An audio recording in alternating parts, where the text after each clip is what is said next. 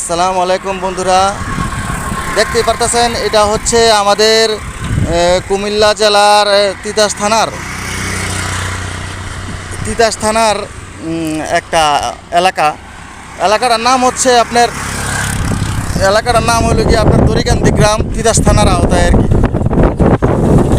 তো এখানে দেখতেই পারতেছেন একটা ভাঙা ব্রিজ, ঠিক আছে।